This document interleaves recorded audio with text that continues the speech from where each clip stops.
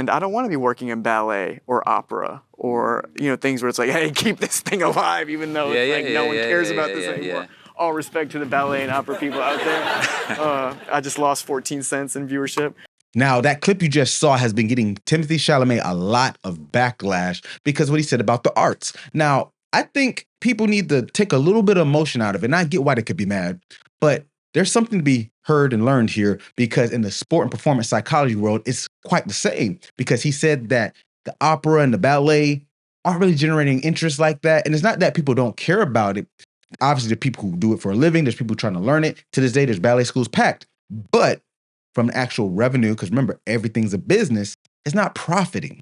Now, people may have personal issues and don't like him, but the guy's pretty talented, and Timothée Chalamet's point could be taken to the sports psych world. And I think that's something we need to look into, because just like in our field, people know that mental health and mental performance is important, but sports psychology specifically isn't getting as much traction as people would think it should. Now, if you work for an organization like a team or a college, you probably have a steady income, or maybe even the military doing mental skills training. But as a private practice, there's really nothing going on there. And the reason is you guys are doing stuff that nobody wants. I'm just being real. And the same thing with ballet and opera. There's people who love the opera, and there's always going to be people who love the opera. Just like there's always going to be people who want to do arts and crafts looking mental training, people who want to vent and talk and do therapeutic like sessions. That's never going away. But there's a whole other lane that covers that. But when it comes to sport and performance, you have a kind of a niche of people who are in that middle ground where they don't truly want to be that touchy-feely stuff. They don't want to do that little arts and crafts looking stuff. At the same time, they do need the mental performance. That's why I pride myself on bringing that in a different way. And is it for everyone? No. Just like Timothée Chalamet's movies and everyone, Mind Body One's method isn't for everyone. But guess what? There's a market that pays for it. And that's where they're missing the mark. If money is not being made, how do you fund the art? A lot of people say arts are getting taken away from schools, programs are getting shut down, and that sucks, because as a guy who was in the arts through music, drama, video production, all these different things, I think is very essential and very helpful, because look, it's got me where I've gotten today. But at the same time, the money has to come from somewhere. And until it does, you're just doing it, and it's just an expensive hobby or a job that you got to pay for. And this is something a lot of you probably relate to if you have your own mental skills or mental coaching practice, where you supplement it with a full-time job doing something not in the field, or you are a mental performance consultant at a team or an institution or an organization, and then you still try to build your business on the side. But in actuality, more than likely, you're never going to make the average or median income, which is about $45,000 for average and about $57,000 for median. If your business is not bringing in that, you can never fully transition over. And that's the thing people want to strive for. Now, I'm not speaking just to say this. I've actually done it. I've built a business where I now have staff that I pay. Now, the point of all this is to say that you got to step back a little bit and then reflect on what you're doing, what's working and what's not working, because apparently you love this field, so you wouldn't be doing it if you didn't. Great. But everyone else out there doesn't love it. Just like the analogy with the ballet and opera. There is people who do.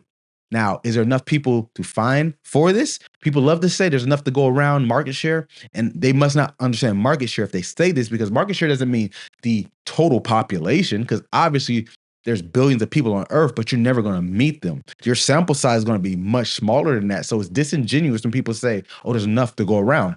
There really isn't. And you have to figure out how to separate yourself. Do you know the term unique selling point? Do you understand that? Do you understand the market share you're in? Do you know how much % of this market share you have? You probably don't, because this is a lot of business stuff that people shy away from in this industry. And I'm going to keep telling you, you should know it whether you work for an organization or not, because these are the type of skills that'll separate you here and make you more dangerous out there as a practitioner. Everyone knows the self-talk, the interventions, box breathing, the IZOF. All that's great for foundational knowledge, but that's not what they're buying. We can talk all we want about how this type of certification gives you credibility, but most people do not know what that is. If I guarantee you, if you went out and asked 100 people what a CMPC was, less than 10% would know. I'm just being real. And I'm willing to put some money on that. I'm not a gambling man, so I won't. But the point is, we got to think beyond just what we like and what we think is great or good, because just like opera and ballet, as those arts dwindle, the movie markers aren't. Yes, people have bad movies and they bomb, but they still make more money gross than most arts make in a year. So we got to think about how we go about this and restructure it so we can understand that there's more to it than just the actual practice of the practice. To be a practitioner, you got to be open to understand the parts of the practice that aren't just doing what you do. That 1 hour you give to a client is great. You're going to get that hands-on impact, but the real work comes outside of that. Those other 23 hours of your day, what are you doing to get people in the door? What are you doing to separate yourself? What are you doing to make yourself better? Because let's say you do know all those skills, great. So does everyone else. I have a master's degree. Almost everyone on my team has a master's degree. So on paper, we're the same, but we're really not. And that's not a flex or a shade or anything. It's just that I separate myself in so many ways. It's either by learning different skills that you guys don't have, or doing things that are different out the box that are enough to get people to say, hey, what's going on over there?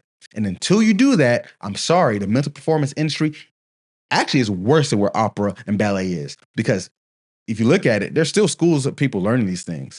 Sports psych, yeah, still people learning it, but that's what they're putting themselves into debt to go into a job market that really isn't there. I can give you some of the numbers, but we already know this, right? You probably, if you're watching this, you're dealing with some of the things I'm saying. So think about it. Is this really where you want to be in your life? If you're like me, I'm in my late 30s. I'll be 40 in 2.5 years. I got family support. This can't just be about sessions and all that stuff. No, that's about getting money and getting your mind right. That's my pathology.